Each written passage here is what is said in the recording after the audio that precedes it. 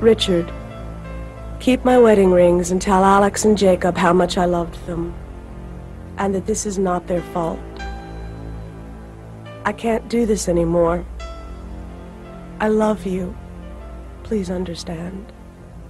I just can't do this anymore. Suicide, the final act of those who feel life's problems are so overwhelming that the only way they can cope is by ceasing to cope entirely. Angie Finnemore was such a person. But during her suicide attempt, Angie discovered the turmoil she was facing in this life was nothing compared to that which awaited her in the afterlife. Hell is a matter of suffering, and I was in hell long before I took my life. Where I went was just a manifestation of what I was already experiencing.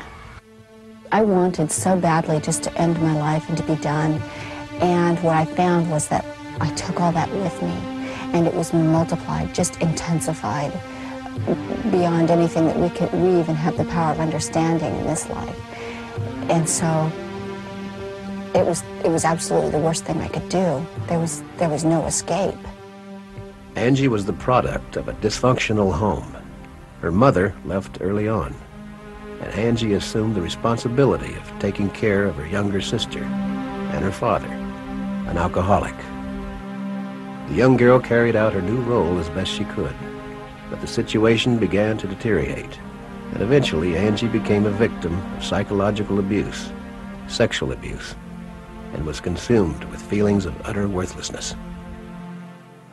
At 19, Angie attempted to neutralize her ongoing mental anguish by getting married and having children. But she soon realized that having a family of her own would not free her from her secret misery. I had fought depression for years and feelings of self-loathing that went along with how I'd been raised, and I felt like I was a horrible mother. I felt like I was dooming my children to a horrible existence, and I felt like I was actually going to be doing my family a favor by leaving them. Initially, Angie thought death would take her to a better place, an idea which had been confirmed by her stepmother. She had gone up to the corner of the room and seen her body when she had suffered a car accident. She had talked about being embraced by love and warmth and peace and not wanting to return back to her body. But such a tranquil transition would not be the case for Angie.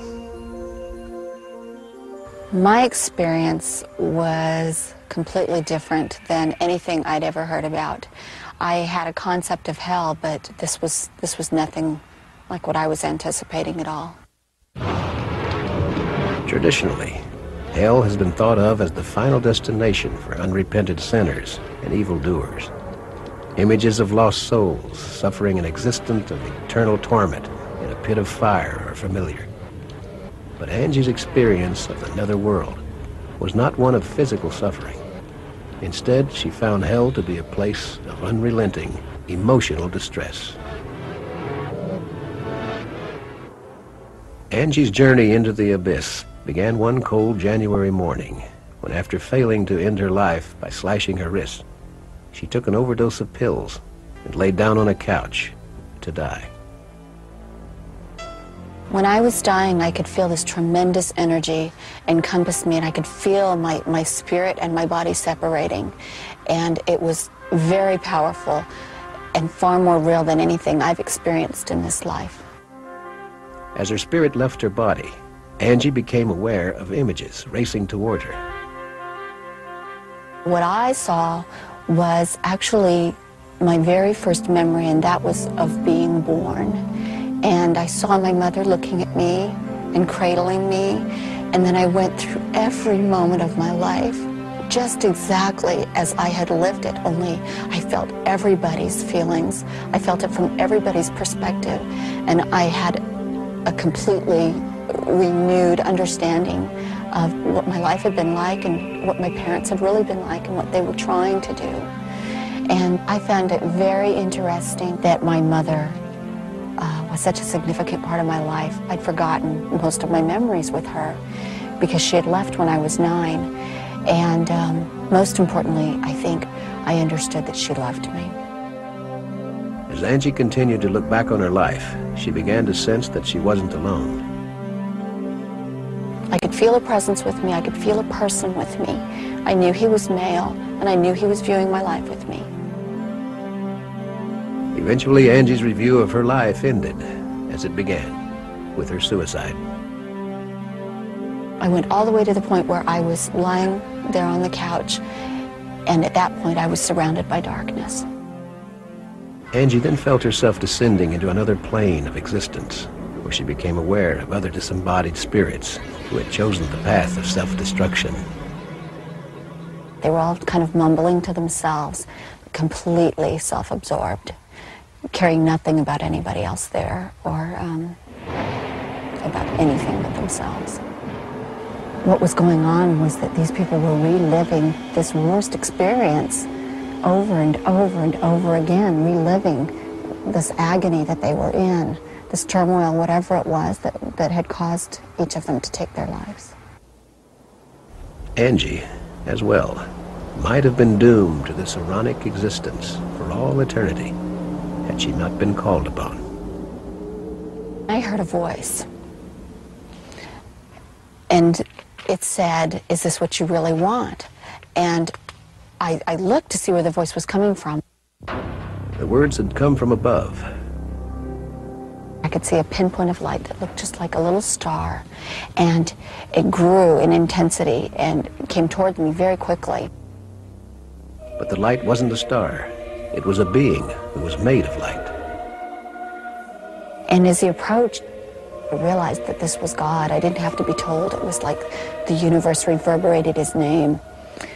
And then he said, "You can't take your life. It's not yours to take. And life is supposed to be hard. You have to pass through these things. All of us have done this."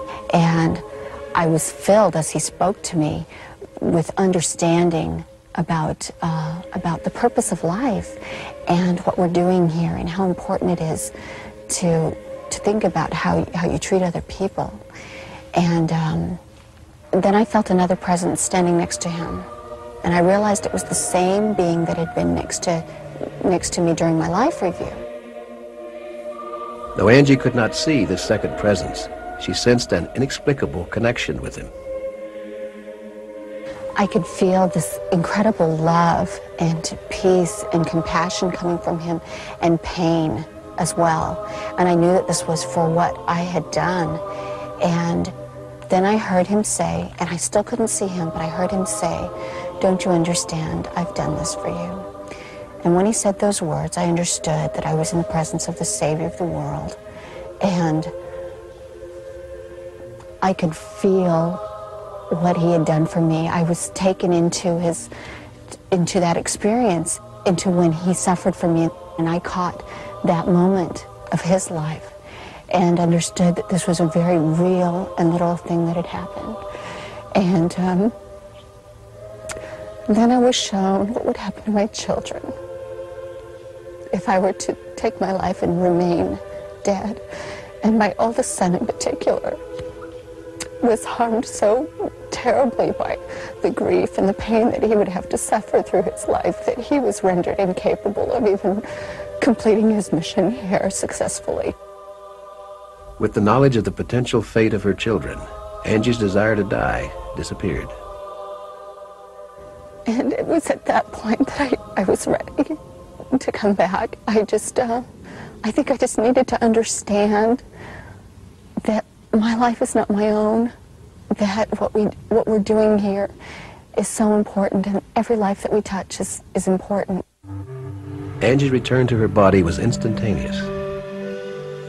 When I came back, I rushed very quickly through the darkness, and when I opened my eyes, I was lying on the couch, and I could feel all the pain that I'd experienced, the drugs that I had taken, and my husband was coming through the front door at the same time. Looking back on the incident, Angie now realizes how she came to a place where she felt the need to kill herself. I didn't get there because other people had done things to me as much as that I had chosen not to overcome the things that are intentionally given to us, problems, things that we need to overcome so that we can grow. I still have trials that I have to overcome, but the important thing is to find happiness and to actually make happiness. Recently, Angie gave birth to her third child, David, and the happiness which his presence has brought to her is clear. I've often wondered how come I was permitted to come back, and all I can really say about that is that I am filled with gratitude that I was. I don't know for sure. All I know is that I still had purpose here, and that I was important, especially to my children. In her book, Beyond the Darkness, Angie chronicles her most amazing journey and details the information she was given about a scheme to land us all in hell. One of the things that I was told is that there is a being of darkness, that he's very organized and that he has concourses of dark angels that assist him, and their main purpose is to thwart the plan of God, to direct those of us who are here in mortality to do harmful things. But because of Angie's harrowing experience, she knows she can avoid the plans of the Prince of Darkness by living her life in the light. And by doing so, her life has improved immeasurably. Yeah, life is great, and being in the light is wonderful.